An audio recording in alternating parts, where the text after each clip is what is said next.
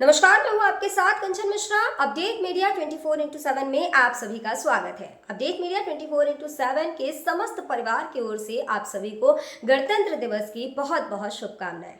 यह दिन हमारे देश की स्वतंत्रता, समानता और भाईचारे का प्रतीक है। 26 जनवरी 1950 को हमारा संविधान लागू हुआ था, जिसने हमें लोकतंत्र में अपने अधिकारों और कर्तव्यों का बोध कराया। हमें गर्व है कि हमारे संविधान ने हर नागरिक को समानता, स्वतंत्रता और न्याय का अधिकार दिया है। यह दिन भारत के संविधान लागू होने की याद में मनाया जाता है। भारत का संविधान 26 जनवरी 1950 को लागू हुआ था।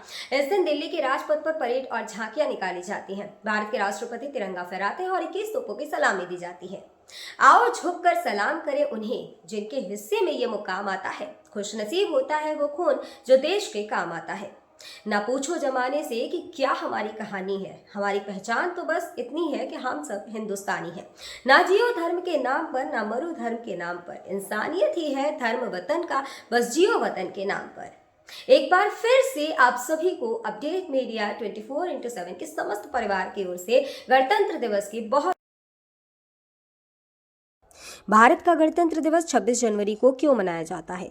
जैसा कि आप जानते हैं कि गणतंत्र दिवस हमारा राष्ट्रीय पर्व है जो 26 जनवरी को मनाया जाता है। हर साल गणतंत्र दिवस के दिन भव्य परेड का योजना बनाया जाता है जो इंडिया गेट से राष्ट्रपति भवन तक होता है। इस परेड के दौरान थल सेना, वायुसेना और नौसेना के जवान शामिल होते हैं। इस परेड के दौरान तीन सेनाओं के प्रमुख राष्ट्रपति को सलामी देते हैं। यही नहीं, इस दिन तीन सेनाएं आधुनिक हथियारों का प्रदर्शन भी करती हैं जो राष्ट्रीय शक्ति का प्रतीक है। लेकिन आप जानते हैं कि गणतंत्र दिवस 26 जनवरी को ही क्यों मनाया जाता है? दरअसल 1950 ईस्वी में मुझे भारत सरकार अधिनियम को हटाकर भारत का संविधान लागू किया गया था। संविधान को लागू करने के लिए 26 जनवरी का दिन इसलिए चुना गया क्योंकि साल 1929 में दिसंबर में लाहौर में भारतीय राष्ट्रीय कांग्रेस का अधिवेशन पंडित जवाहरलाल नेहरू की अध्यक्षता में हुआ था। इस अधिवेशन में प्रस्ताव पारित कर इस बात की घोषणा की गई कि यदि अंग्रेज सरकार द्वारा 26 जनवरी 1930 तक भारत को स्वतंत्र देश का दर्जा नहीं दिया गया तो भारत को पूर्ण रूप से स्वतंत्र देश घोषित कर दिया जाएगा। जब अंग्रेज सरकार ने कुछ नहीं किया तब कांग्रेस ने 26 जनवरी 1930 को भारत को पूर्ण स्वराज घोषित कर दिया। 26 जनवरी 1950 के दिन सुबह 10:18 पर भारत एक गणतंत्र बना। इसके 6 मिनट बाद 10:24 पे राजेंद्र प्रसाद ने भारत के पहले राष्ट्रपति के रूप में शपथ ली। इस दिन पहली बार बतौर राष्ट्रपति डॉक्टर राजेंद्र प्रसाद बग्घी पर बैठकर राष्ट्रपति भवन से निकले थे। इस दिन पहली बार भारतीय सैन्य बल की सलामी ली। पहली बार उन्हें गॉर्ड ऑफ स्वामित्व दिया गया था। गणतंत्र दिवस के दिन भारत में राष्ट्रीय अवकाश भी घोषित किया जाता है। यह हमारे देश के लिए बेहद ही खास पर्व है। साथ ही यह हमारे लिए बेहद ही गर्व का विषय है कि हमारे राष्ट्र को एक गणराज्य के रूप में स्थापित हुए 76 वर्ष पूरे हो चुके हैं।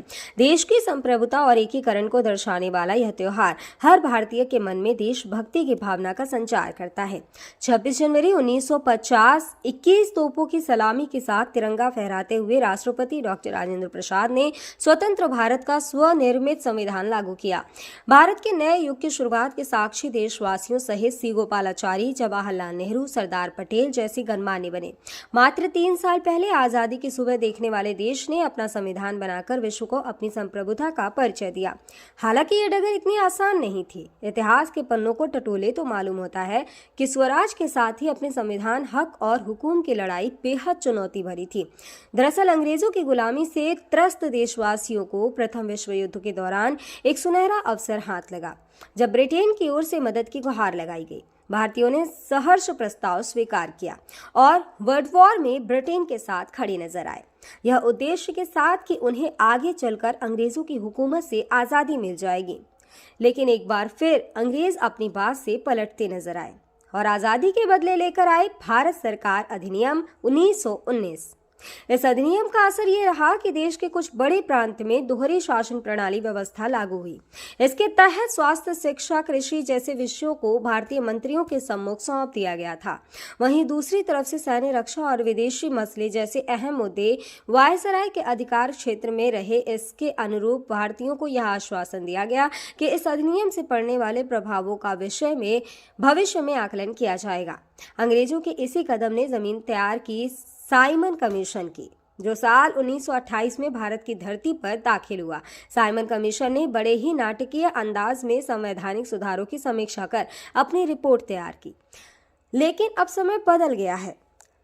अब देशवासी अंग्रेजों के बहकावे में नहीं आने वाले थे, क्योंकि स्वराज के साथ साथ अपने संविधान की मांग भी धीरे धीरे देशवासियों के मन में परवान चढ़ने लगी थी। साइमन कमीशन रिपोर्ट के बाद देश भर में जमकर आंदोलन हुए। इसे शांत करने के लिए ब्रिटिश सरकार ने राउंड टेबल कॉन्फ्रेंस का आयोजन किया। हालांकि देश के सभी वर्ग के नेता इसमें शामिल नहीं थे, इसलिए ये एक असफल प्रयास सिद्ध हुआ। लेकिन जहां एक तरफ ब्रिटिश हुकूमत भारतीयों के इरादों को एक बार फिर भुलाने के जद्दोजहद में लगी थी, तो वहीं दूसरी तरफ देश के वीर सपूतों ने अपने संविधान का खाका तैयार भी कर लिया था। साल 1928 में मोतीलाल नेहरू सहित 8 कांग्रेस नेताओं ने एक संविधान का मसूदा तैयार किया, जिसकी नींव 1921 में भारतीय राष्ट्रीय कांग्रेस के कराची अधिवेशन में तय की गई थी। इस तरह स्वतंत्र भारत के संविधान की रूपरेखा सजने लगी थी। समय का पहिया आगे बढ़ता गया। फिर आया गवर्नमेंट ऑफ इंडिया एक्ट 1935, जिसे हमारे संविधान का संरचनात्मक आधार कहा जाता है। दूसरे शब्दों में कहें तो यह एक फाउंडेशन बन गया, जिसके ऊपर मौजूदा संविधान की भव्य इमारत खड़ी हो गई। एक्ट 1935 भारत के लिए आज़ादी की सुगबुगाहट के साथ आया, लेकिन आज़ादी की आहट के साथ मुस्लिम लीग और कांग्रेस के बीच मतभेदों की खाई गहरी होती जा रही थी। दोनों के बीच तल्खियां इतनी बढ़ चुकी थी कि बुनियादी मुद्दों पर भी समझौते की गूंज तक नहीं रही थी। हालांकि इन सभी विवादों से आगे बढ़ते हुए भारतीय नेता अपने लक्ष्य की ओर बढ़ रहे थे। दूसरे विश्व युद्ध के दौरान 1945 में सभी पार्टियों की सहमति से संविधान का प्रारूप तैयार कर लिया गया था, जिसे सार्वभौमिक वयस्क फ्रेंचाइजी स्वतंत्रता और समानता के साथ अल्पसंख्यकों के अधिकारों की रक्षा का विशेष ध्यान रखा गया था। इसके साथ ही भारत छोड़ो आंदोलन और आजाद हिंद फौज की निर्भीकता ने अंग्रेजों ने भारत में अनंत काल तक राज करने का सपना चूर चूर कर दिया था। जैसे जैसे भारतीय राष्ट्रीय आंदोलन जोर पकड़ता गया, ब्रिटिश हुकूमत पर संविधान निर्माण के लिए संविधान सभा के गठन का दबाव भी बढ़ता गया। इस गहमा गहमी के बीच आखिरकार 9 दिसंबर 1946 में नई दिल्ली के संवैधानिक हॉल में संविधान सभा की पहली बैठक हुई, जिसमें महात्मा गांधी को छोड़कर उस वक्त के राष्ट्रीय आंदोलन से जुड़ी करीब हर बड़ी शख्सियत शामिल थी, जिसका मुस्लिम लीग ने भारत को 2 हिस्सों में बांटे नए मुल्क पाकिस्तान की मांग को लेकर बैठक का बहिष्कार किया। लिहाजा पहली बैठक में कुल 207 सदस्यों ने हिस्सा लिया, जहां सभा के सबसे वरिष्ठ सदस्य डॉक्टर सच्चिदानंद सिन्हा को सभा का अस्थायी सदस्य चुना गया। हालांकि 2 दिन बाद 11 दिसंबर को डॉक्टर राजेंद्र प्रसाद सभा के अध्यक्ष निर्वाचित हुए और डॉक्टर एच.सी. मुखर्जी और वी.टी. कृष्णमाचारी को सभा का उपाध्यक्ष बनाया गया। इसी कड़ी में आया सुनहरा दिन 15 अगस्त 1947 का, जब गुलामी की बेड़ियों को तोड़ भारत ने आज़ादी की नई सुबह देखी। देशवासियों में जोश भरते हुए आज़ाद भारत के प्रथम प्रधानमंत्री जवाहरलाल नेहरू ने बुलंद आवाज में देश को संबोधित किया। इतिहास के पन्नों में यह भाषण ट्रस्ट विद डेस्टिनी नाम से दर्ज हुआ। इसके साथ ही तेज हुई संविधान निर्माण की प्रक्रिया। आज़ादी के बाद चुनौतियों में इजाफा हुआ। संविधान पर सामग्री की कमी थी, लेकिन उसका सही चयन और उचित व्याख्या का काम बहुत जटिल था। बी.एन. राव द्वारा तैयार किए गए संविधान के प्रारूप पर विचार विमर्श करने के लिए संविधान सभा 29 अगस्त 1947 को एक संकल्प पारित करके प्रारूप समिति का गठन किया। इसके अध्यक्ष के रूप में डॉक्टर भीमराव अंबेडकर को चुना गया। इस समिति में अंबेडकर के अलावा 6 और सदस्य थे। संविधान निर्माण के दौरान कई अहम फैसले लिए गए, जिसके राष्ट्रमंडल के समूह में भारत की सदस्यता, राष्ट्रध्वज का चयन, साथ ही राष्ट्रगान और राष्ट्रनीति का चुनाव शामिल था। यहाँ दिलचस्प बात यह है कि संविधान में सबसे पहले नंबर पर आने वाली उद्देशिका सबसे अंत में पारित हुई। संविधान अगर राजनीतिक असंवैधानिक दस्तावेज है, तो पीएमएल एक ग्रंथ को दार्शनिक नजरिया प्रदान करती है। डॉक्टर भीमराव अंबेडकर की अगुवाई में संविधान निर्माताओं ने 60 देशों के संविधानों का अध्ययन किया। 4 नवंबर 1948 को संविधान का अंतिम प्रारूप पेश किया। संविधान तैयार करने के बाद मुश्किल खड़ी हुई कि इसे सुंदर अक्षरों में पिरोकर कैसे संजोया जाए। इस उधेड़-बुन के बीच प्रेम बिहारी नारायण रायजादा का नाम सामने आया, जो कि अपने दौर के सबसे विख्यात कैलीग्राफर थे। उसके बाद भारत का संविधान प्रेम बिहारी नारायण रायजादा सुलेख फॉन्ट में लिखा गया।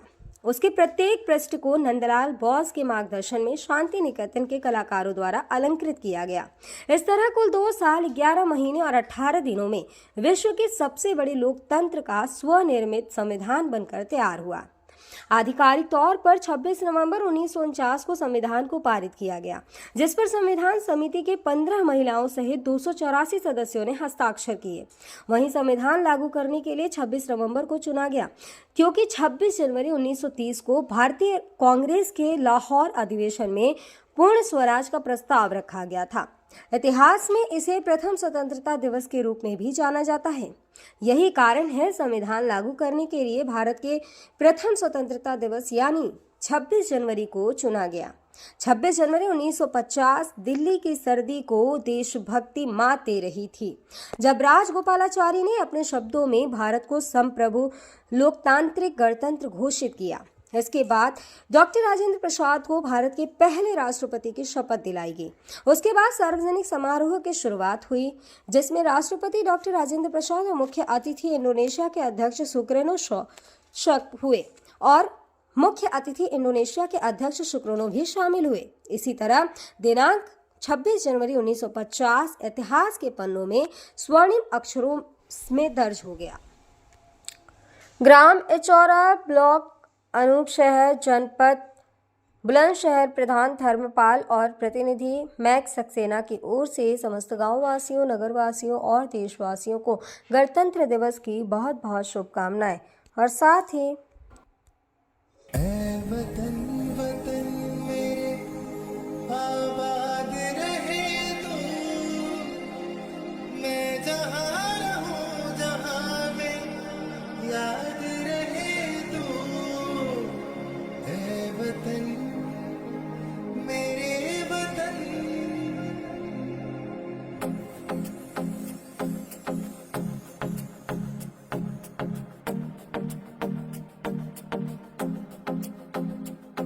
मेरा रंग दे,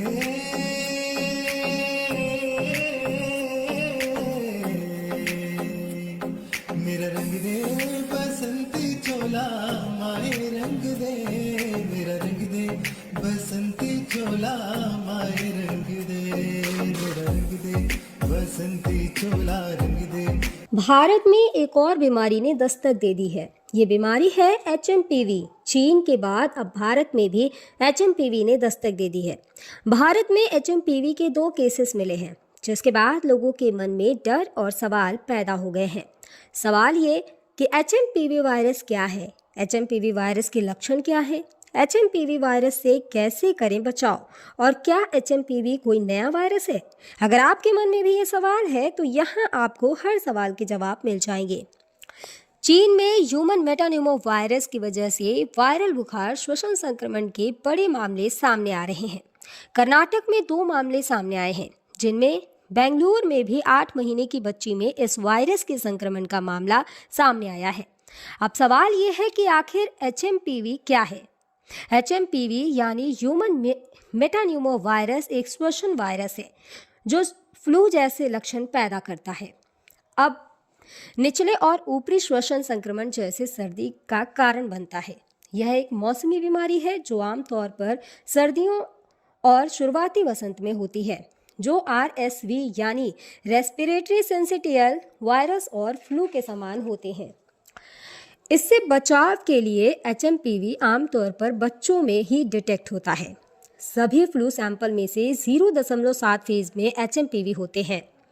इसके लक्षण है कि HMPV वायरस को ह्यूमन मेटान्यूमो वायरस या ह्यूमो वायरस कहते हैं, जिसके लक्षण काफ़ी हद तक सामान्य सर्दी जुकाम के समान होते हैं। सामान्य मामलों में यह खांसी या गले में घरघराहट, नाक बहने या गले में खराश का कारण बनता है।